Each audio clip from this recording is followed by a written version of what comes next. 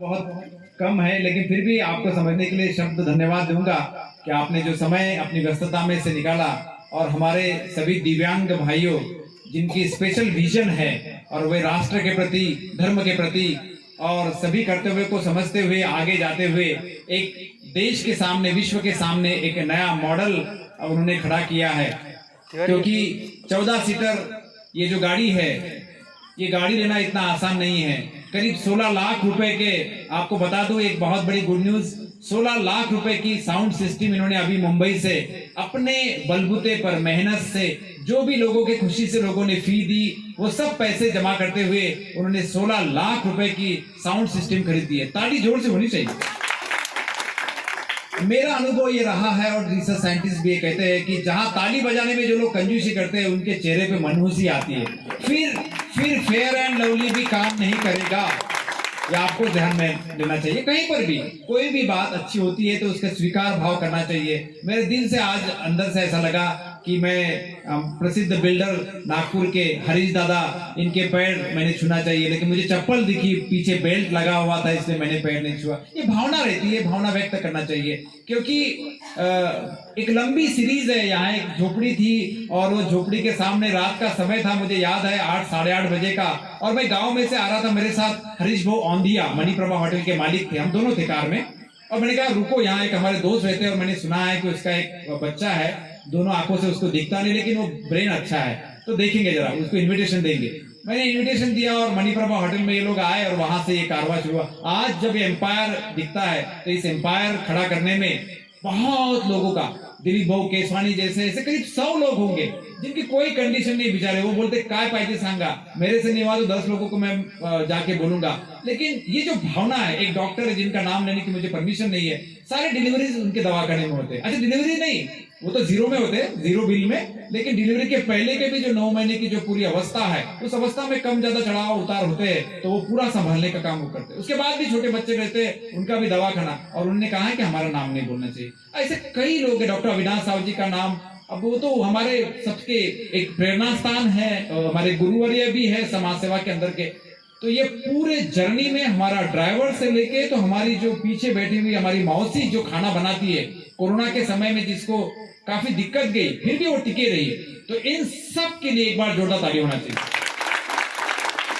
और एक छोटा सा किस्सा बोलता हूं, जो हम क्वालिफाइड लोग यहाँ जो बैठे हैं, हमको कई बार शर्म आती है ऐसे लोगों को देखने के बाद, दशरथ के जैसे लोगों को देख। क्या है कि हम कई कोर्स करते हैं, कोर्स करने के बाद भी जब दुख आता है हमारे घर पर, कोई बड़ी घटना होती है, तो हम रोते बैठते हैं, उसका इश्यू करते हैं। हम अंग्रेजी में उसको हम कहते हैं कि उसको मल्टीपल करना है, मुझे ऐसे फोड़ के बताते हैं।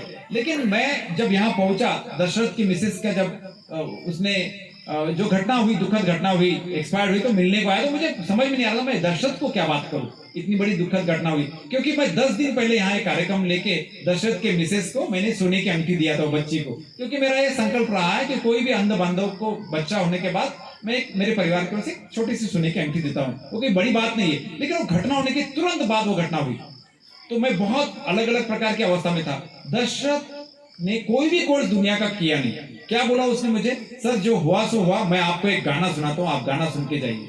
मेरी भावना को उसने समझ लिया और दोस्ती सिनेमा में का एक गाना सुनाया। मैं शर्म के मारे, मेरी मुंडी नीचे थी और चुपचाप मैं इसको मिलके वाशिंग निकल गया मेरे घर पे। और मैं सोचता रहा कि कहाँ हम 10 कोर्स करने वाले और कहाँ बगैर कोर्स करने वाले, जिसकी पत्नी अभी यहाँ पर थी, जो फास्ट काम करती थी और बेचारी सबको लेके चलती थी, वो 10 दिन पहले हमारे साथ थी और आज नहीं है।